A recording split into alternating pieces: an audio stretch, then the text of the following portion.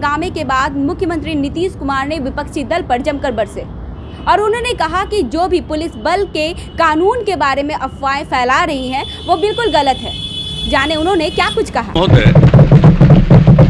ये बिहार विशेष सशस्त्र पुलिस विधेयक के बारे में कुछ चीज़ों को संक्षेप में कह दिया गया, लेकिन ये बहुत ही आश्चर्य का विषय है कि इसके बारे में क्या गलतफहमी पैदा की गई है और ये बात समझ में नहीं आया कि कोई अपनी बात कह नहीं रहे, सदन की कार्यवाही को बाधित करने की कोशिश कर रहे हैं। किसने समझाया, किसने ये चीज़ों को बताया?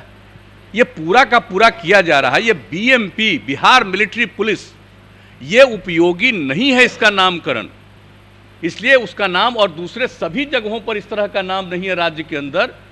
और बिहार में अभी तक बिहार मिलिट्री पुलिस नामकरण था, इसको बदल करके जो बताया गया बिहार सशस्त्र पुलिस बल, अब इसका नामकरण किया गया। और इसके अलावे कई जगहों पर जो इन्हें काम सौंपा जाता है, अभी इन लोगों ने बताया। सबसे बड़ी बात देख लीजिए कि बोधगया में महाबोधि मंदिर के पास क्या घटना घटी थी 13 में और कैसी भयंकर घटना घटी थी, किस तरह से वो बचा था। हम लोग तो तुरंत सुबह जा करके वहां पर एक एक चीज को देख रहे थे और सारा काम किया, उसका पूरा का पूरा बाउंड्री और एक एक चीज बनाया। कितना बार हम कितने साल जा करके एक एक चीज को हम देखे हैं और कैसे किया जाए। और उसके बाद वहां की सुरक्षा के लिए बीएमपी को ही डिप्यूट किया गया।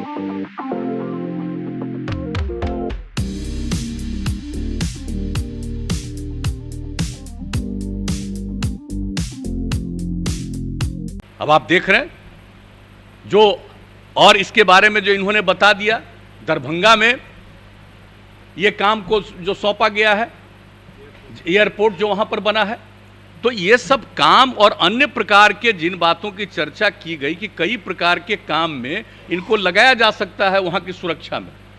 अब जब किसी चीज को, पुलिस बल को या इस प्रकार के बल को आप कहीं कोई सुरक्षा में या देखभाल के लिए लगाएंगे और वहां कोई क्राइम करेगा तो क्या करेंगे? क्राइम करेगा तो उसको पकड़ करके नहीं, आप उसको गिरफ्तार करके और उसके ऊपर कार्रवाई करने के लिए जो प्रोसीजर है उसके मुताबिक से आगे बढ़ाइएगा, छोड़ दीजिएगा।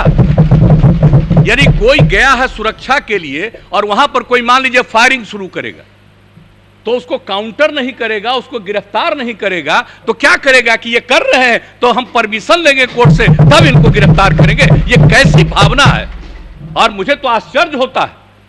हमने कहा है अपने विभाग को भी, और एक बात जब इसके बारे में जब सुने कि इसके बारे में पूरी चर्चा, पहले कभी डिस्कशन हुआ था, एक एक बात हमने 3 घंटा बैठ करके एक एक चीज को देखा है कि कहीं कोई कमी और कोई दिक्कत तो नहीं है। और जब इस बात को कहा तो हमने तो बता दिया था उसमें डीजीपी को और जो हमारे अपर मुख्य सचिव हैं होम डिपार्टमेंट के, इन सब लोगों को हमने कहा कि इस प्रकार का दुष्प्रचार कौन कर रहा है।